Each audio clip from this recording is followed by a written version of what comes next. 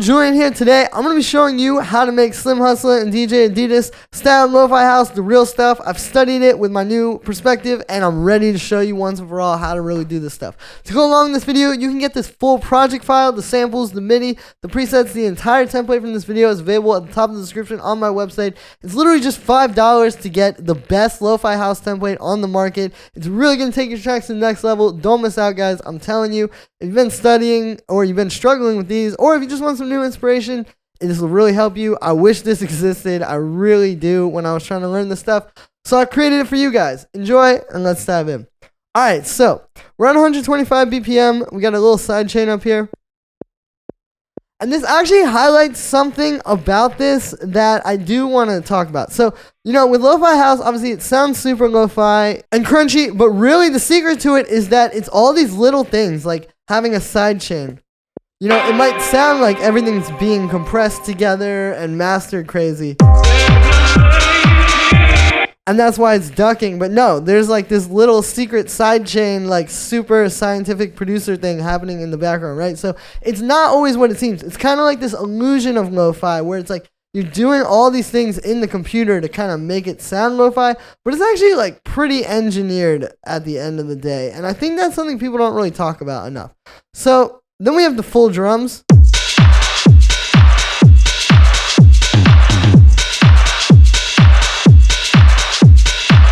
Now this is something I never do, right? You would never put, like in a lot of genres, the full drums in a group, especially not with the kick even. Oh my god.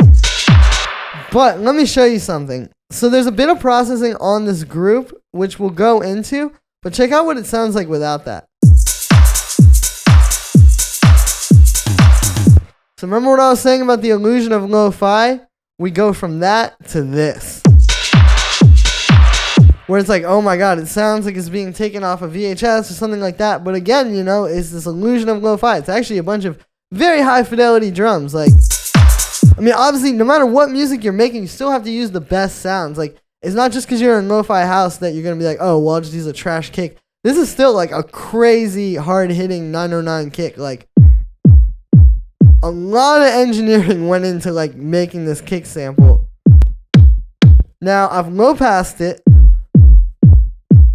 and high-passed it a little bit to get rid of some of the like vroom. But still, like that's a massive punch. That is not just like a lo-fi, like crappy sample, right? Then we have like, so then we'll go up to like, okay, so we got like,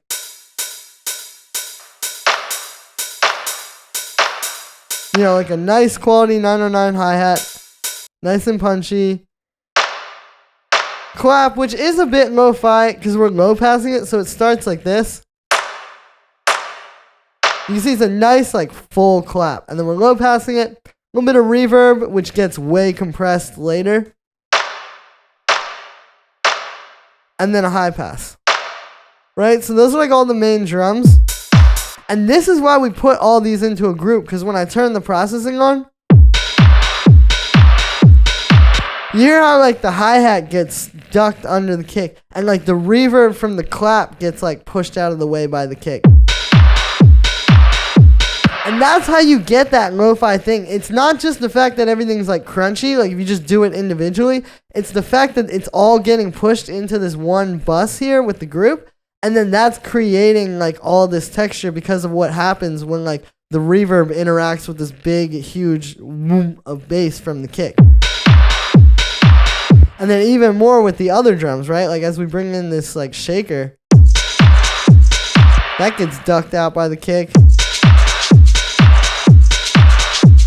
Even, like, this thing.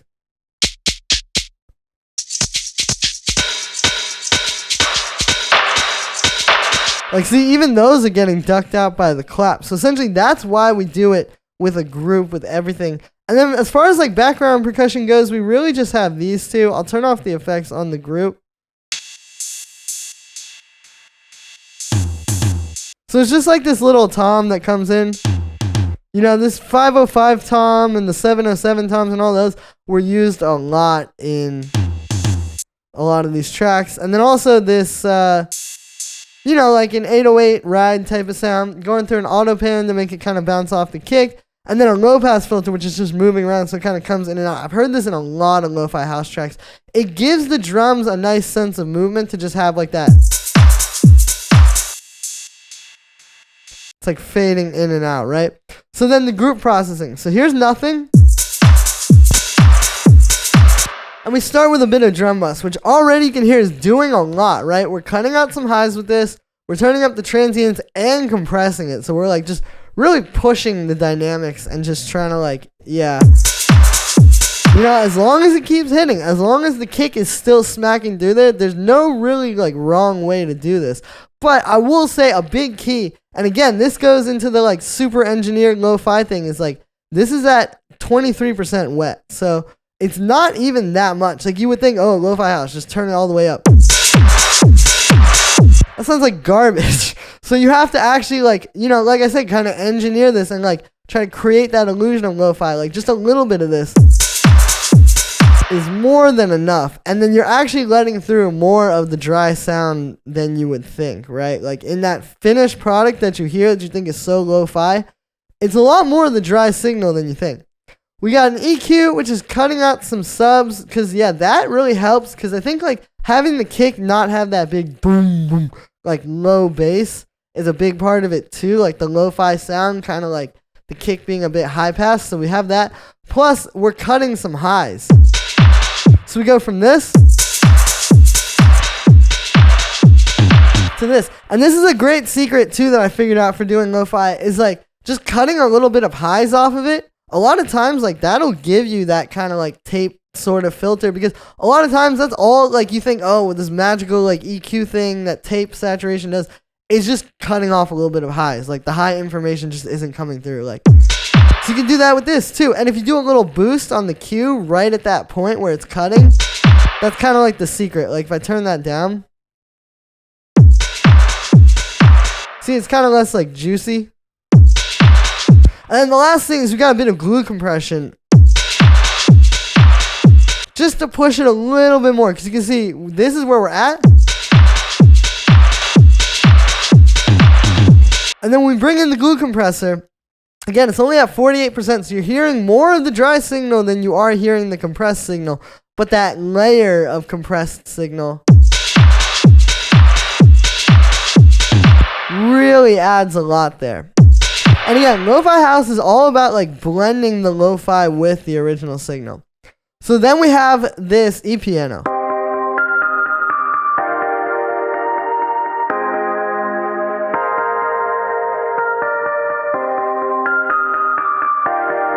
Right? So it's one of these like kind of jazzy chord progressions. So what this is really working with here is like a lot of major and minor seventh stuff.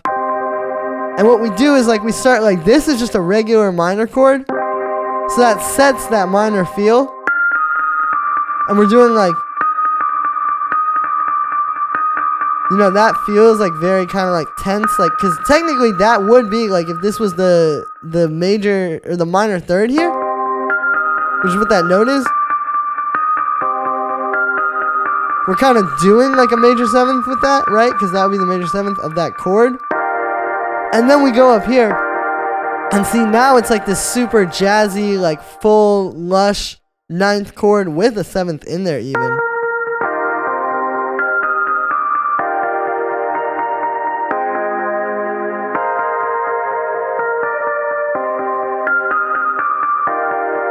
And it's also the melody notes on top. I think that's the secret with the lo-fi house stuff that's like really lush, is like those little melody notes. And it's not much, it's just or don't. You know, it's not much, but those little melody notes just really give the whole thing a lot of feeling. Now, to make this one, we're using, so it's this tension patch here, this E-piano. I'll turn off all the effects and just show you what it's like from scratch.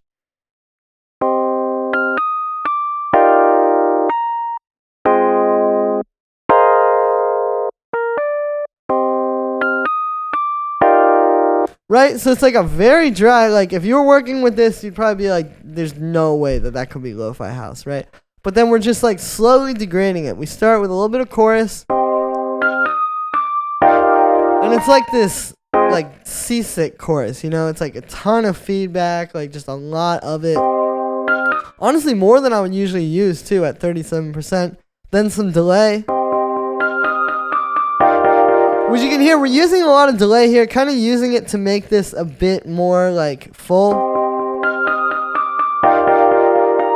And that can help with the lo-fi thing too, even just like putting it through some echo like that, you can hear. But then also a bit of reverb, which is pretty wet. So it's like already we're getting pretty lo-fi and there's no compression or saturation yet. But then we bring in a bit of glue compressor. And see, that's being blended, but that's where you really start to get like, you know, it's pulling out the reverb and it's making that delay like really juicy sounding. A bit of auto filter, which is doing that same thing I was just talking about where you cut out some highs and then boost the resonance or the Q like right at the point where you cut.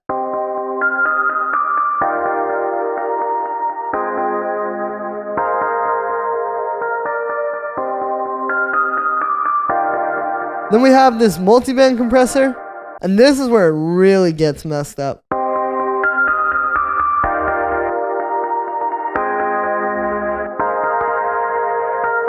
Right? So this is like, it's this preset that I tweaked basically, where it's just really pulling out the highs, pulling out the mid-range, and just like compressing it intensely. But because it's doing each of them separately, you can kind of get like a different type of compression that actually, if you really want to get that lo-fi squashed out thing, multiband compression might be the move because you can really push the mids, but they're not like going to be pushing up against the bass. Like you can still have the bass be doing its own thing, and the mids are doing their own thing, and the highs are doing their own thing, and they're getting squashed a lot, and you're hearing these three signals come together rather than like just all of it, and then the bass is pushing against the highs in one compressor, right? So that's kind of the idea with that.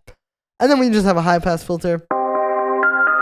Again, the illusion of lo-fi, we're still going to cut out the low end. Like, we're not going to just let this actually be like a low fidelity track. And then we have the bass line.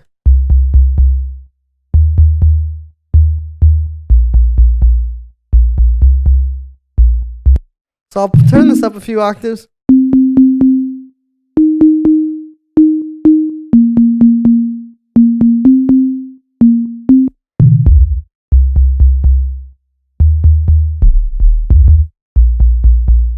So yeah, it's this simple groove. It's actually a lot of eighth notes, but you can see it goes really well over the drums.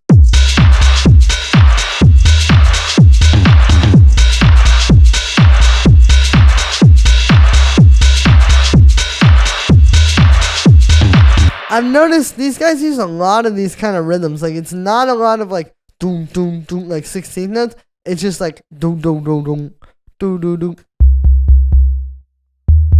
And it gives you a unique groove. And that's the other thing with lo-fi house. Like, a lot of people think it's all about, like, the processing. And it's like, you know, if you just take, like, a tech house track and just try to make it lo-fi, like, it's not going to sound that good. Like, there are little compositional things like this, like these kinds of bass lines and the way it works together with the drums that are, like, more than just, like, adding tape saturation to everything, right? So this is just this wavetable patch. It's a sine wave. We're sidechaining it, you know, keeping it pretty simple.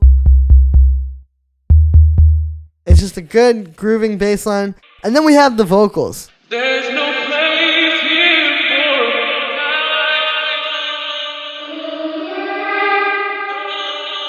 for So these are like these almost burial-esque vocals, right? It's just these little, like, melodic things. Really, it's just listening to a lot of different vocals. Like, I feel like you have to, like, try a lot of different vocals until you find the one that's just going to sit really well melodically with your chords. But it's just finding something like that that can work really well, you know, pitching it a bit, getting it up there. We have a low pass on that, a bit of delay and reverb, a high pass, and then a bit of EQ to cut out. There's, like, some mud around there. The second one, you know, same deal. Like, really not too much compression or saturation on these. It's just the low pass and then the reverb and delay. Even this one, it's a band pass.